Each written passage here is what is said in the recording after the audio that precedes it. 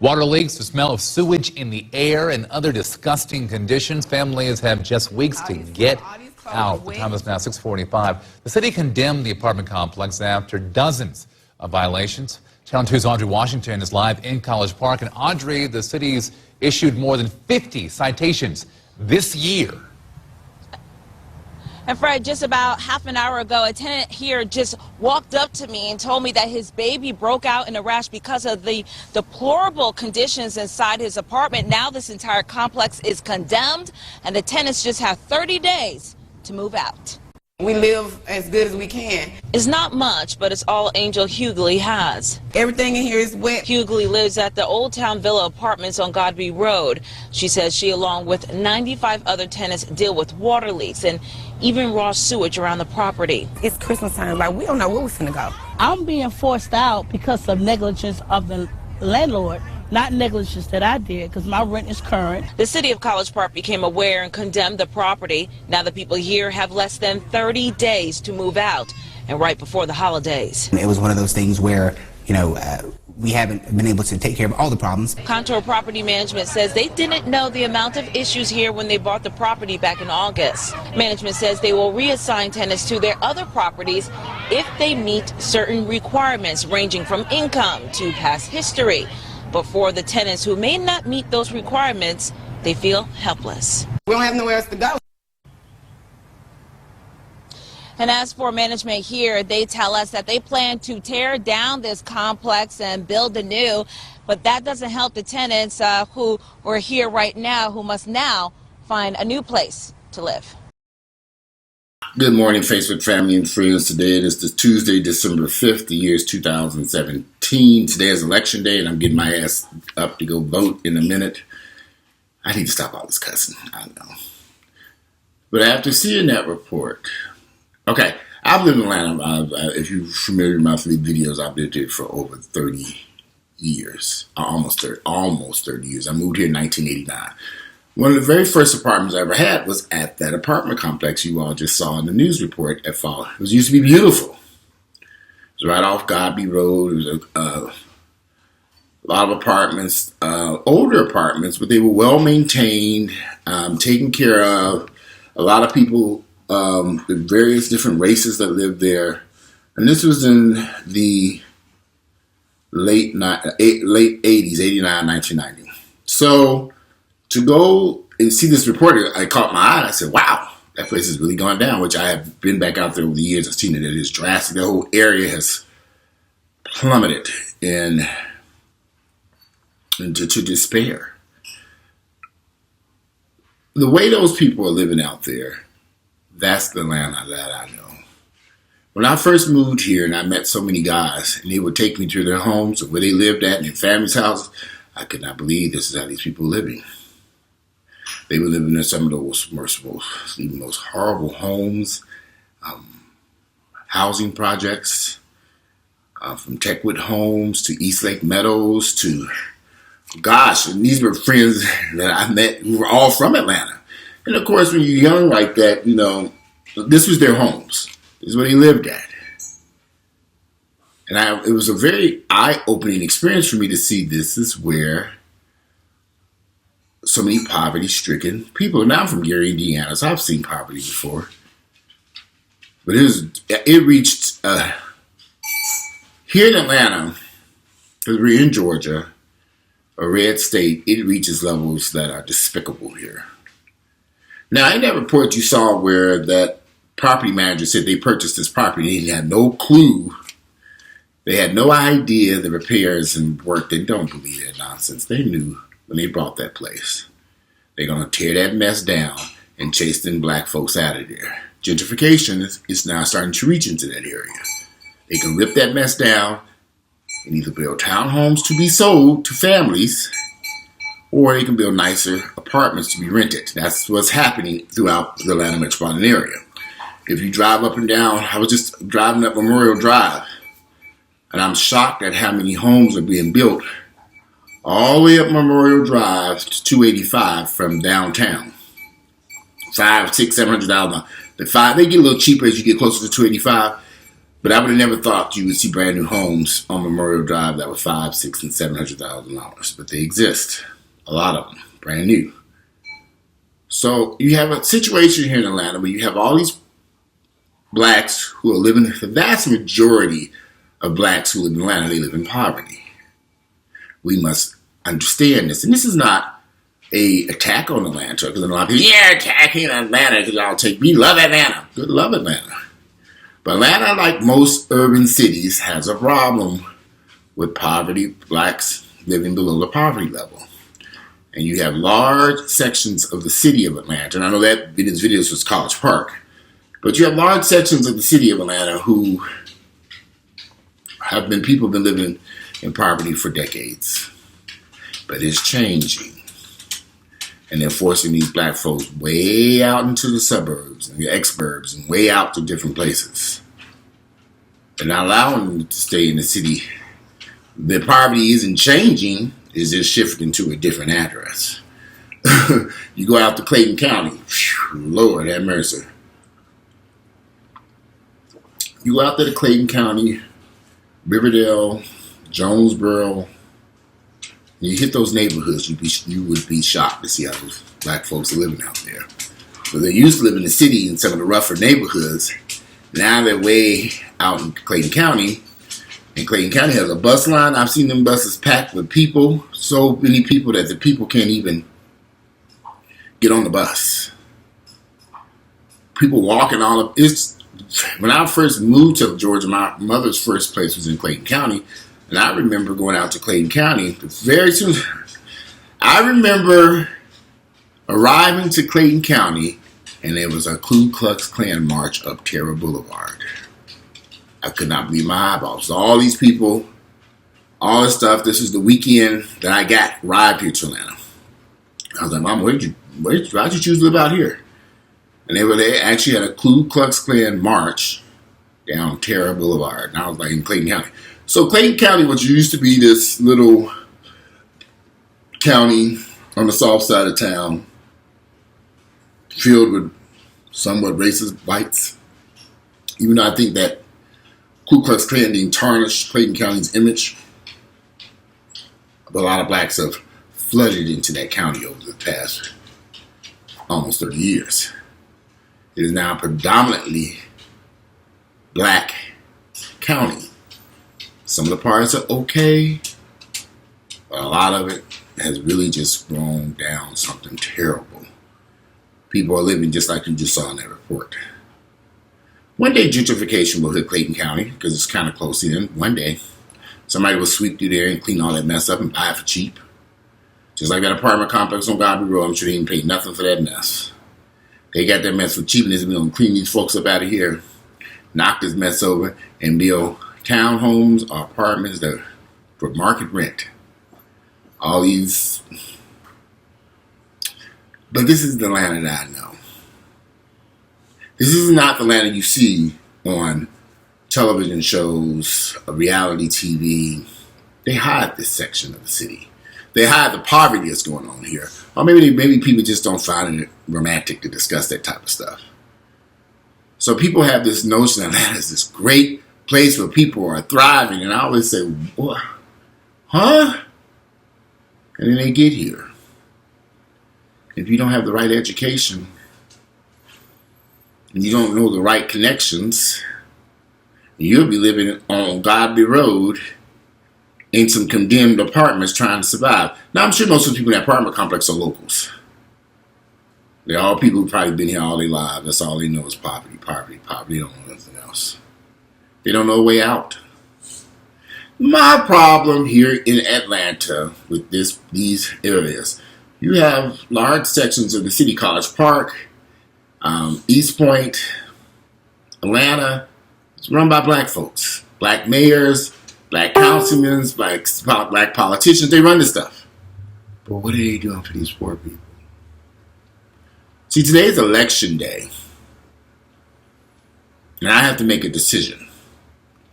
Do I vote for Keisha Lance Bottoms or Mary Norwood?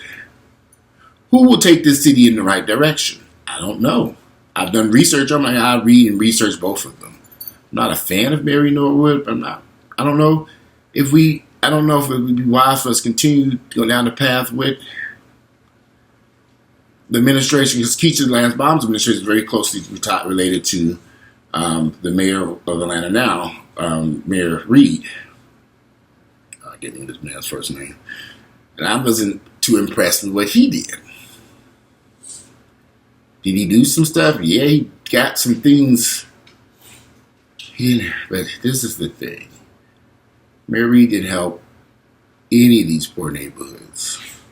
They're still poverty-stricken and poor. For years, these neighborhoods have not changed.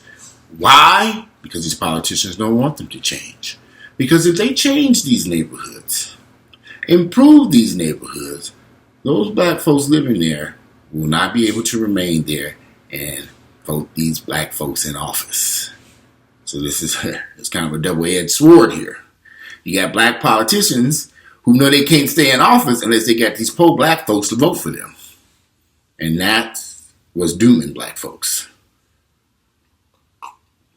Now, I'm not by any means saying that Mary Norwood would be a better choice, because I don't know who would be the right choice.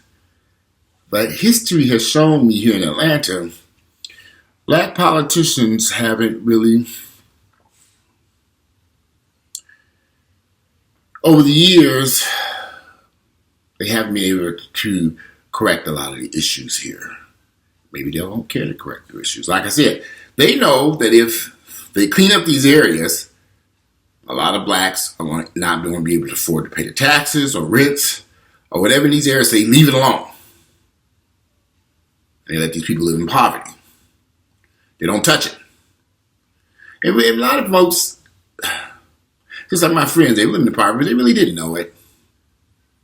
They didn't know it was something different out there. There's something better. So instead of bringing in jobs, education, training, stuff that could help these communities, they don't do that. There are some organizations out there doing some stuff, but you all, I'm telling you, I can drive you around Atlanta. It's so funny because I was out looking at some houses recently, and I said, okay, well, let me go look into certain areas and see if they've changed. Lord have mercy. I said, okay, let me get my ass back on the highway. This mess ain't changing no time soon. Some areas are changing. The old Fourth Ward has improved tremendously. It's a different world than when I lived there in 1996, when it was murders and carjackings and killings and crime and drugs and prostitution. All that's been wiped away. Now you can get you a nice $1 million townhome, contemporary townhouse with $1 million. It was so funny because I had renovated a couple of houses over there. I was just back in the late 2000s, late 90s, 98, 99, 2000. A few of the homes that I renovated, very nice renovated, they've been torn down. They tore them down, completely tore them down. Those houses that knew every damn thing, they tore it gone. And they building these expensive contemporary style homes. Certain areas are changing. But with change comes an issue. The blacks cannot afford to stay there. So they can't. The taxes are too high. The properties are too expensive. The neighborhood has changed. Are they forced out? Well, I don't know the answer to that. Could be yes, could be no. But I do know some of these neighborhoods do need to change. The old Fourth Ward is beautiful now. It is not the filthy place with burned up houses and trash. People would take their trash. I lived on Rankin Street, and people would literally, they were boarded up houses and burned houses, and the homeless people were living in them. And people were bringing their trash, not just, dump piles of mattresses, tires. And I was 2 doors down from me. I'm like, dude, I'm going to go out there and get a company to come clean it up. I paid for this. I can't live in this filth. And this would go on over and over and over. So I finally gave up and moved out of there in 2001. Got a better deal. I moved up to Buckhead. But I was down there renovating houses in these most horrible neighborhoods from Eastlake to Kirkwood. Eastlake, Kirkwood, East Atlanta. Those areas were rough at that time. They were changing, but slowly. I mean, you think about it, was almost 20 years ago. I bought that house in 1998. 2007. Yeah, this is 2017. No, I bought the house in 1998. In 1997, I had a house built out in Lithonia. Beautiful home out in the suburbs that quickly turned into a ghetto. I said, I cannot stay out here in Lithonia. Quickly, I said, okay, this ain't gonna work. I looked around the neighborhood and said, this ain't going nowhere fast. Now you go out to Lithonia, it's like they transfer all that trash and filth that was in the whole 4th Ward into Salter Cab, Lithonia, Stone Mountain areas. And all of it's bad, but large sections of it is horrible, and it will kill you out there. That neighborhood I lived in, the house plummeted in value. I paid $180,000 for that house.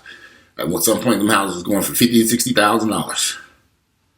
And they've not really recovered. When I drive through, it looks like hell out there. I'm like, this is ridiculous. So, I'm going to vote today. And I really don't know who I'm going to vote for. I know who my choices are. Do I want to continue to vote for the old Atlanta? The people, or do I want to vote for something new? Something, and not that say that because Mary Nora has been in politics for years in Atlanta. She could be just as bad as these other folks. Who knows? So I'm still haven't made up my mind. Film, eat breakfast, finish up this video. Like I said, this complex is out in College Park. But still, you have College Park as a black mayor. You have a lot of black politicians, like, for example, Clayton County is all black folks, politicians out there. But it was a hellhole out there.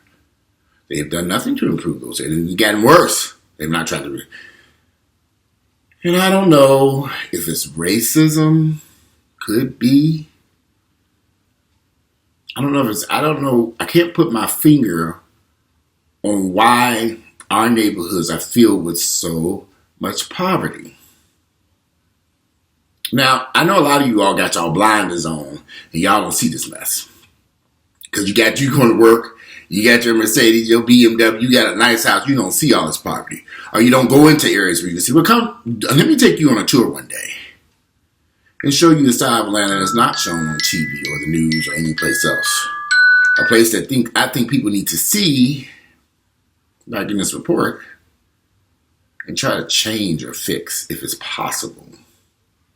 And I know it's not indicative of Atlanta. I know this problem is probably all over the United States in various urban cities, from Chicago to South Bend, Indiana, to Gary, Detroit, New York, Mississippi, Los Angeles. There are a lot of poverty-stricken areas. You have to wonder where could a black middle-class person move to? Of course, I always hear about the Washington, D.C. area, which they kind of compare it almost to a degree of Atlanta. But I'm looking around Atlanta, I'm thinking, okay, are there some blacks who are doing okay in Atlanta? Yeah. Are there some blacks who have nice homes and own businesses? Yes. That's a small minority. When the vast majority of these people are suffering. The educational systems in Atlanta, the school systems are horrible for us, for African Americans. I could not send my children to Atlanta public schools because I would not allow that to happen because I know they would not get an education there. I've seen too many of my own family members fail at these public schools here who was bright, and the school system, the whole environment to raise a child in Atlanta is just not healthy for black children. You'd have to live someplace predominantly white to protect your child. When I say this, people get mad. You're promoting living around white people. No, I'm not promoting living around white people.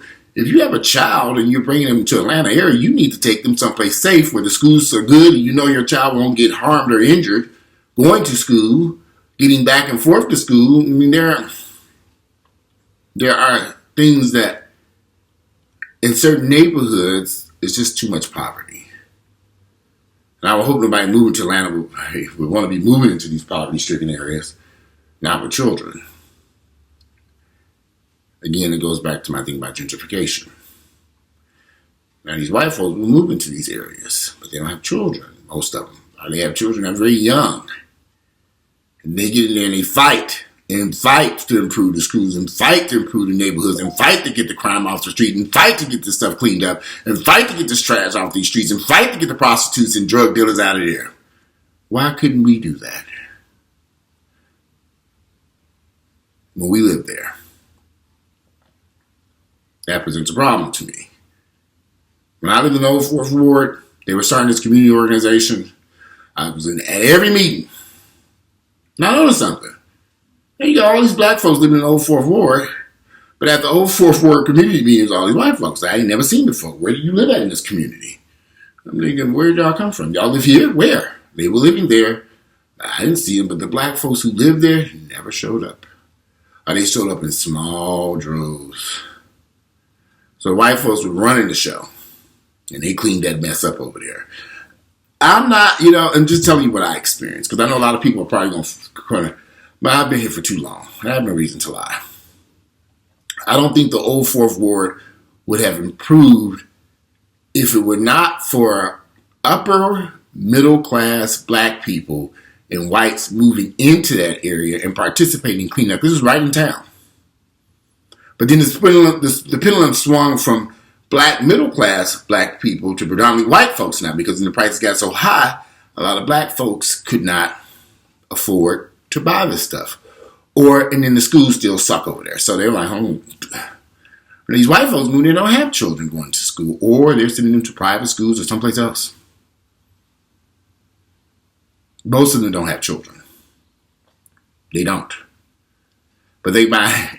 I used to have a house at the corner of East Avenue in the Old Fourth Ward. It was East Avenue and Glen Iris Drive. Yeah, East Avenue, that place was horrible. I hated that house. It was a triplex. I owned 3 houses in a row, actually about 4 or 5 houses right there. I was renting out Section 8. All the niggas, that house, that whole area gave me hell on trying to collect them. It was just horrible. It was terrible. They tore up everything. It was just disgusting. I couldn't wait to get rid of those properties. Now, where those houses once sat are $1 million contemporary homes. I would have never in a million. They got all the drug. East Avenue and Glen Iris was probably one of the roughest. That was the rough spot. That's how I got the private houses so cheap. So they cleaned it up. People thought, you are crazy for trying to clean this mess up. I'm painting them up, fixing them up, putting new everything, thinking I'm going to clean this up. It was a nightmare. Kind of wish I could have held on to that stuff. If I could have just sat through those rough times. But the city of Atlanta was over there cracking the whip trying to... It was a catastrophe. Every time I would clean up this trash in the back of these houses, the next week more trash was there. I had to show the city inspectors I've been cleaning this stuff up. I had to literally take pictures. We didn't have no cell. Did we have cell phones right then? I don't remember. But I remember taking pictures and showing him I'm cleaning up this trash and filth. And then they would land. Somebody else would come back and dump a truckload of them. Y'all don't understand.